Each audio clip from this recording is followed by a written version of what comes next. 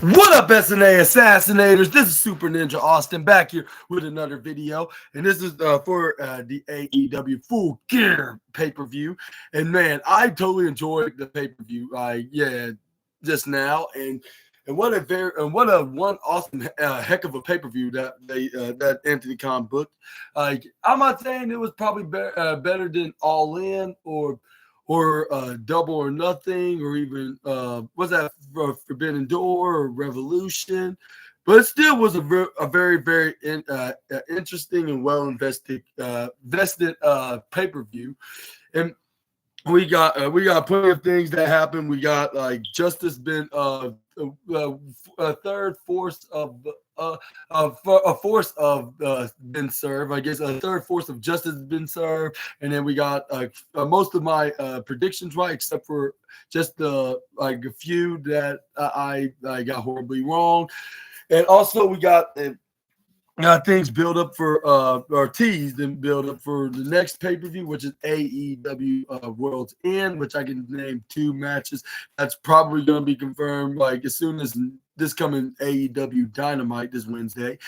But yeah, it was really good, and I cannot hardly wait what's the follow-up on Dynamite, like I said. And let's talk about what just went down. Like, we're going to be starting things off with first the tag team championship matches. And before I begin with these reviews of recaps on what happened, I'm gonna keep this short and sweet and to the point, more than I normally do on the weekly shows.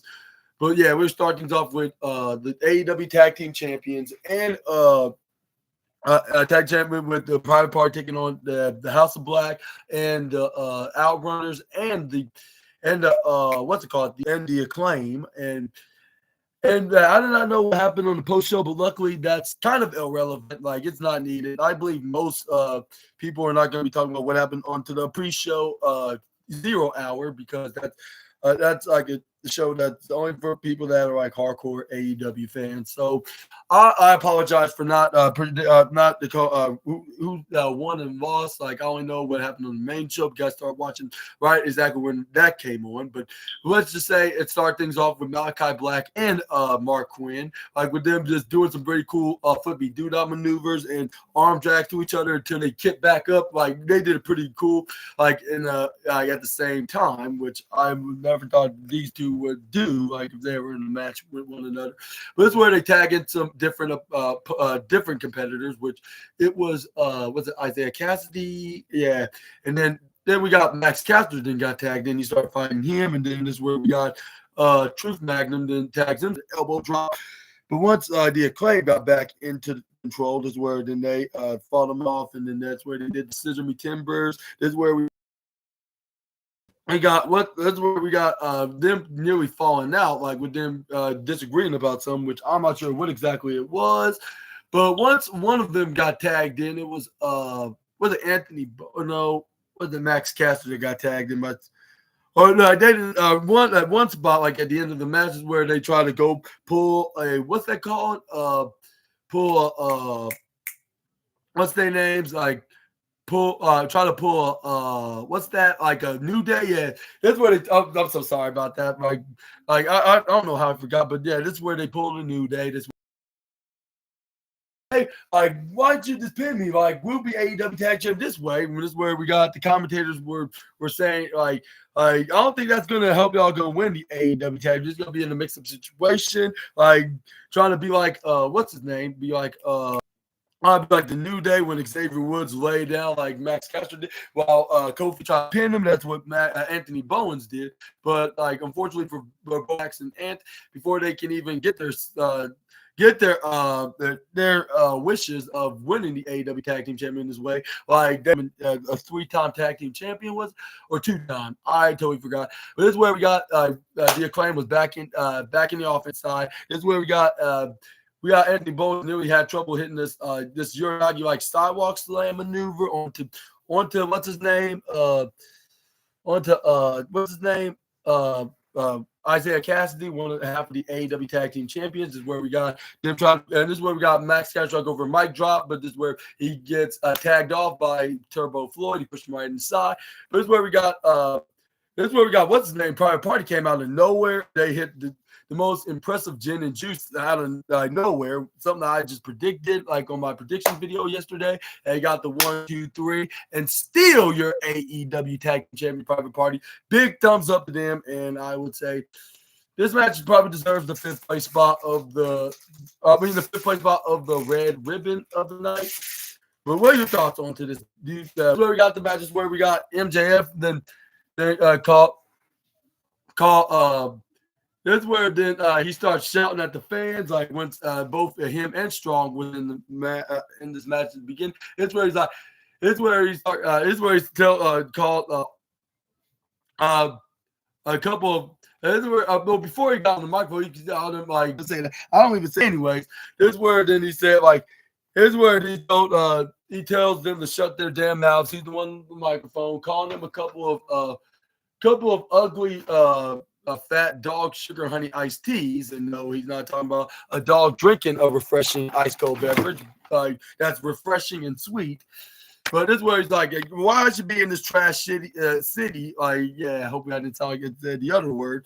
He's like, why I should be in this trashy city? Like, when I should go back to Hollywood and make a living out of, how about get out of this dump and I want to get out of this dump and go back to Hollywood and actually making real money, and that is making some movies that actually everybody actually want to watch. And this is where MJF then walks out of there looking like to take the next flight. But luckily, Roderick Strong stops him before he can even do that. This is where he didn't beat him around like all on the ramp, like right below the stage. This is where he throws it right back in the ring. This is where then he tried to do everything he can to win, but unfortunately MJF got the better of him. With Roderick Strong come up with moves after moves, even hitting his end of heartache and knee strike, couldn't even get him to put him down. But MJF got him in the weak spot, hit him with the arm bar, made Roderick Strong tap. Winner of this match, Maxwell Jacob Friedman. And also But this is where he tried to do a post-match beatdown onto the former NXT North American and AEW International Champion. But this is where we got Adam Cole came in, saved the day, but the damage has already been done because he run them off, but still Roderick Strong gotten mugged by the former AEW World Champion. And not exactly how I predicted it to be, but still, it was a match that I knew what was going to happen, who was going to be the winner, other than the outside interference. There wasn't no outside interference. So amazingly, MJF did it all by himself. I gotta give him kudos for that. But this is where we got Matt Taven and Mike Bennett came out along with Kyle O'Reilly. Kyle O'Reilly then start rubbing into Adam Cole, saying yeah, you didn't help him. You decided to wait until the last minute. And see what I told you. If you have your friends fight your battles, it's no good. And it's why, you did say that, but you really had to be the one to point that out and start rubbing it in his face and bragging about it. Some friend, you are Mr. Auto Parts. Even though I'm still a huge fan of him, but in storyline, he's starting to be a very questionable friend. I guess you could say that's the safe terms to put it. But what are your thoughts on this? Do you think this could be a tease of a split with Kyle O'Reilly? He could turn on Adam Cole and Roddy Strong, even though he looks more concerned with Roddy Strong than Adam Cole, but this could be all party act. I sure hope that does not happen. I sure hope that Bobby Fish comes back from Major League Wrestling to go back to AEW, and it could be like when they were back at the other company when they were in the developmental brand, which that's probably not ever going to happen again unless they go back to that specific company.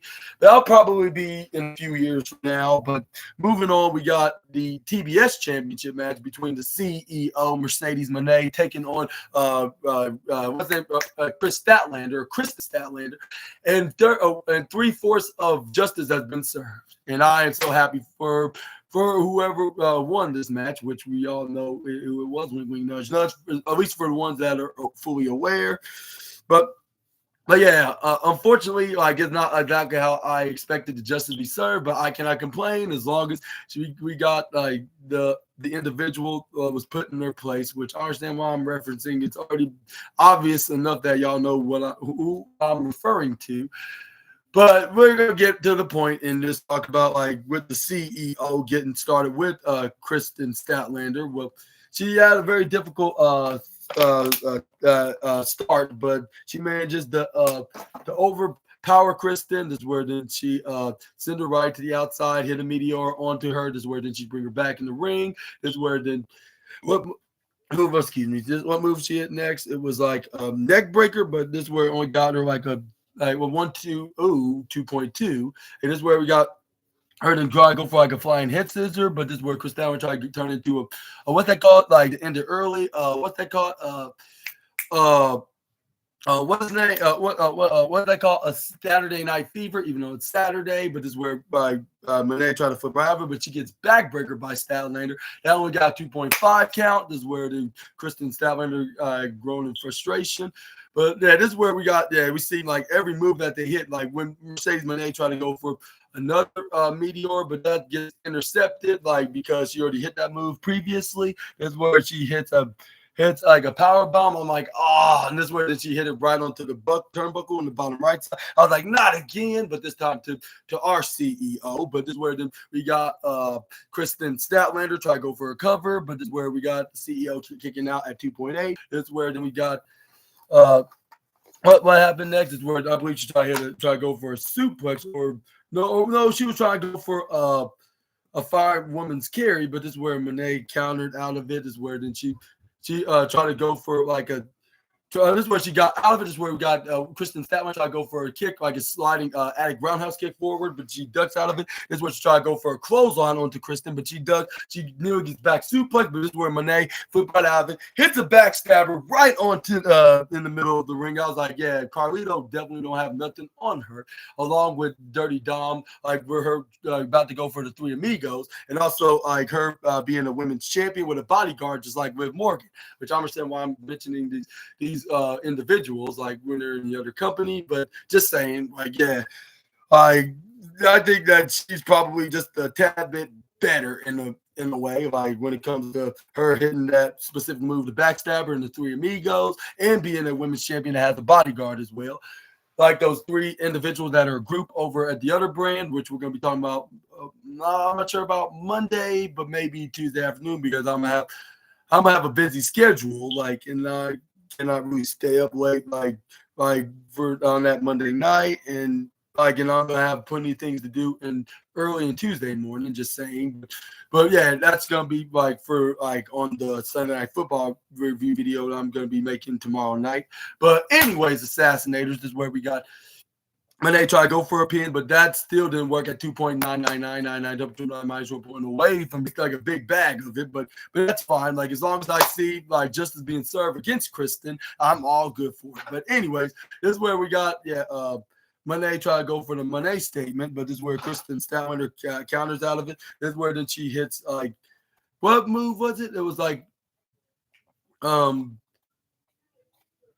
no, like I think she countered and turned it to an F10, but once she tried to go for a pin, Monet put her foot right into the bottom of the rope. I was like, yeah, the grandest rejection of a 3 count of all of professional wrestling, and that is putting your leg on the rope. I was like, classic, our CEO knows how to pull off any kind of tricks off her sleeve, like because she knows exactly to play the game. She's been doing this for like about 14 years that she said. Yeah. But anyways, this is where we got what happened next. It was like we got like Kristen to try to go for one move, but Monet countered into a suplex, try to go for a Three Amigos. Once the either 1.5 or 2 Amigos was done, this is where we got Kristen countered to a Brainbuster that ended up being kicking out. This is where we got them going up off the top rope in the bottom right side. This is where we got what's her name trying to go for an avalanche maneuver onto the TBS champion, but Monet countered out of her, hits a meteor right onto her, like which she must have found like what's that called, like like what's that, a 3-week clover of a third time is the charm, like yeah, like you know, in the rule book, like because like the second time wasn't a success because the lightning does not strike twice, unfortunately. But this is where I'm actually trying to go for a pin. This is where we got Kristen Statlander kicks out at 2.99999999999 double triple 9 minus 0.1 away from being 3. That's where we got what happened next. It was like And this is where we saw what else happened. This is where we got Monet trying to go for the Monet Maker, I believe. This is where happened. This is where Kristen Statlander tried to counter out of it, try to turn it to the Saturday Night Fever by holding her down and lifting her right to upside down position. But luckily, we got Monet that took a page out of Mike Tyson's playbook and started biting. Instead of biting in the ear, she bit her right into the leg. This is where she flips her right over, which is the most devastating move in all the professional wrestling, the wheelbarrow position of the version of the maneuver. She got the 1, 2, 3. And your winner of this match, you and our CEO, I guess you could say, Mercedes Moné, and she's still your TBS champion. And this is where we saw Kristen Statlander looking in defeat of shame, and yeah, that's all her. That's all her. Because she have nobody else to blame for herself. Like, even though, like, and it's funny, like she's competing for a TBS championship, like a belt that she haven't been since last Full Gear. Like, and yeah, like I never thought that you would actually get a shot exactly in like a full year later after she lost it the last time she was TBS champion. Even though she was in pinfall for that title, it was Julia Hart that won the belt, but with a totally different wrestler being in the match, making this a 3-way. And what do you think was next for both Kristen Statlander and Mercedes Moné? Let me know down in the comments. And who do you think is going to be the next challenger for the TBS championship? I am fully well invested, like to see who that individual may be. Maybe it's a returning AEW wrestler that's a former AEW Women's Champion. And no, I'm not referring to Hikaru Shida, nor Thomas Tony Storm, or even Dr. Britt Baker, DMD. Even though we could be seeing the returning timeless one, but she's probably going to be heading after Mariah May. Because given that they have unfinished business, and yeah, I know that she made the announcement on the interview that she announced her retirement a few days ago. But how do we not know if it's all just an elaborate ruse? Yeah, Birdie Bird. I want ice cream. So go get me a Coke. Okay. Fly on you. Okay. Let's go. Okay, excuse me for a moment. Can I have one too? Yes. Oh no, I don't know. I'm so enthusiastic not to play. Also get one. Okay.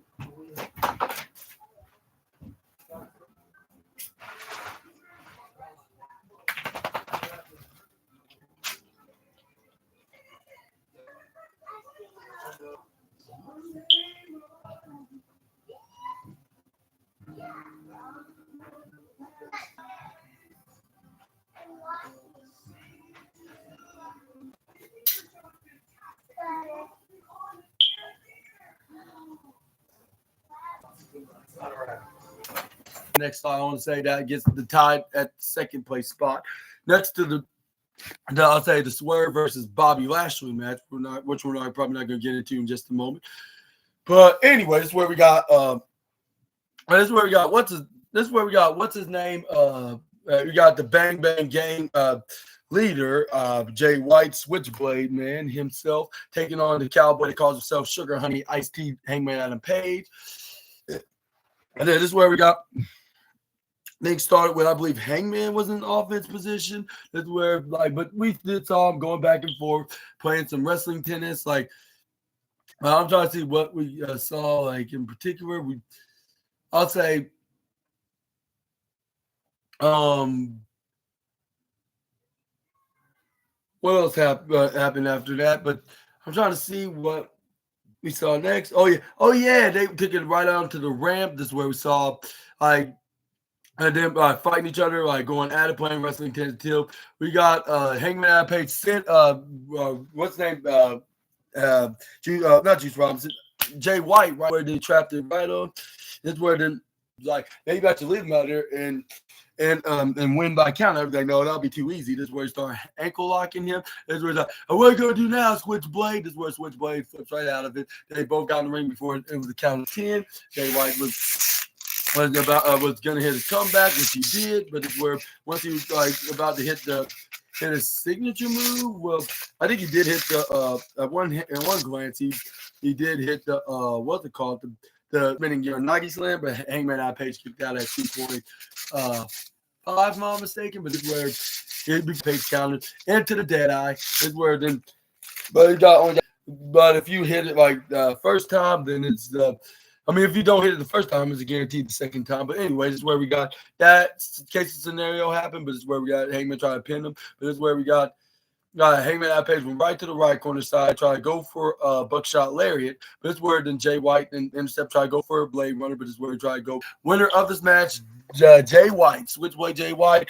Definitely getting, I'll say, the fourth place blue ribbon of the night. Like, it's because that we saw even more very intriguing matches that's ahead. But we're not going to get into that just yet. Well, we're going to get to the next one yet. But well, yeah. But what are your thoughts on this match? Do you think the right guy won? I made a huge mistake thinking that Hangman Adam Page is going to win. But the thing is, like he already got a win over him, all thanks to Christian Cage distracting him, like how Hangman Adam Page did, and when he helped Christian out, like when he won. So I'll assume that we will probably be. I don't see what's the point of keeping this feud going on, mentioning decisions, though. Even though as much as I am a Jay White fan, but at the same time, like it wouldn't make sense for him to. This is where we got what started things off. It was like with them just doing like like some technical wrestling match until Will Ospreay got into offense. This is where we got Will Ospreay then sent Kyle Fletcher out in the ring. This is where then he dived right onto him. This is where then he sent him right to the barricade. Fans start chanting Ospreay, Ospreay, Ospreay, Ospreay, Ospreay, Ospreay, Ospreay, Ospreay, Ospreay, Ospreay, Ospreay. Maybe a little bit of a spoiler here, like. I should say he did not hit that maneuver, and I guess he's regretting to not do that maneuver, and we're going to probably see this feud continue. Once he got, but it's where we saw Kyle Fletcher got some offense in, but every time he tried to go for a pin, well, Ospreay, of course, kicks out. That too hit the hidden blade, but it's where he gets dodged out of the way. This is where then he oh yeah, that's what happened. This is where he gets him with a clothesline, but this is where when he tried to go for a pin, well, Ospreay kicked out at 2.999. But I know like that was a 3 count. Like this is where not 3 count. No, it wasn't a 3 count. It was a 2 count. Not let me rephrase that. But it's where then we got Kyle Fletcher tried to go for another clothesline, which he should have realized that Viking does not strike twice. But it's where we got. This is where he got Will Ospreay ducks that way, hits a hidden blade. This is where what other move he hit him next. This is where he tried to go for the what's it called? The 9-9 double triple 9 miles one away from being 3. But this is where we got a very funny moment, which is but you will not put insult to injuries. He mocked the ring general by doing his pose like this. Yeah. For Kyle Fletcher to do the knife edge chop, which he gets the second place spot. And I was like, he did not just do that. Like, why, Will? Why? Sure as hell not gonna forget this day on. Like, with him, remember this day in particular, November 23rd. Like, on at AEW AEW Full Gear, like in 2024. But yeah, I want to before I get into that. But anyways, Do we have a code then? Sure, but okay, fine. But excuse me for a moment, Assassinator. Like, I'll be right back.